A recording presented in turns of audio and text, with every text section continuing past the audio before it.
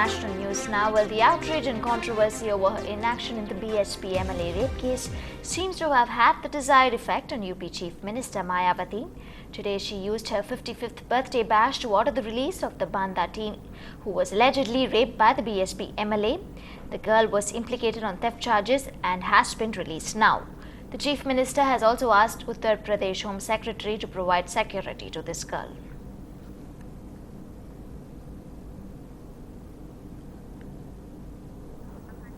But the controversy did not affect her 55th birthday celebrations, nor did the death of one person in a cylinder blast at the party. The usual glitter and pomp of her birthday celebrations were intact this time as well, and she stuck to her customary practice of using her birthday to announce a slew of sops.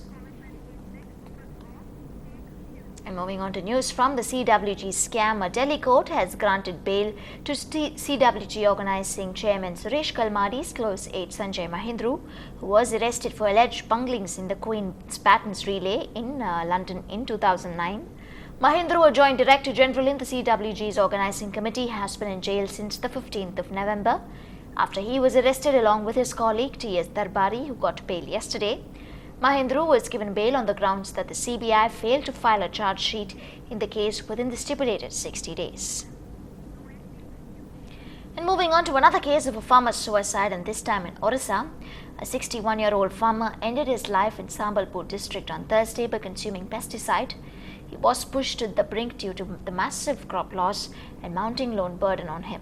Small-scale farmers are in a state of despair because both the central and the state governments are yet to come up with any compensation package that could bring in a sense of hope for them. This is the 11th farm suicide in Odisha's Sambalpur and Bargarh districts since November. 61-year-old Shukla Chand drank pesticide. Much like the others, his suicide note says he lost all hope after his crop failed in unseasonal rains. The loan burden seemed overwhelming. सरकार राज्य की सरकार दोनों किसानों के साथ खेल रहे हैं। ना नीतियों की परिवर्तन हो रहा है, चाहे रिलीफ कोड की हो, चाहे आपदाकालीन की भरपाई की हो।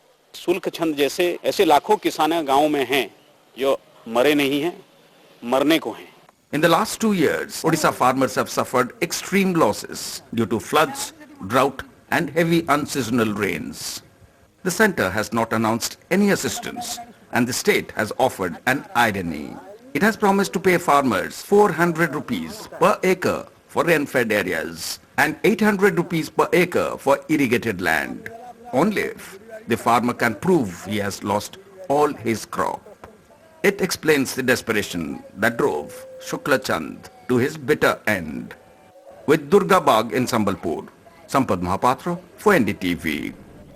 Staying with the farmers' issues, while agitating farmers in Bihar's Aurangabad district have set fire to the engine of a passenger train in protest against the setting up of a power plant in that area.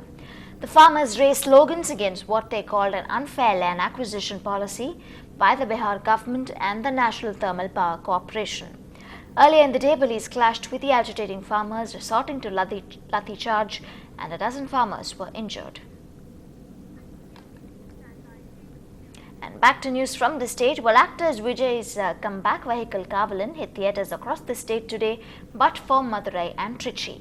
Sources say it is because of the ongoing feud between the distributors and the theatre owners. Fans of Vile Thalapathy Vijay demonstrated a huge protest. City buses were vandalized and police had to resort to lathi charge to assuage the crowd. Earlier, Kavalan ran into some trouble with distributors and it was slated for a release alongside Adugalam, Sirudai and Ilangan.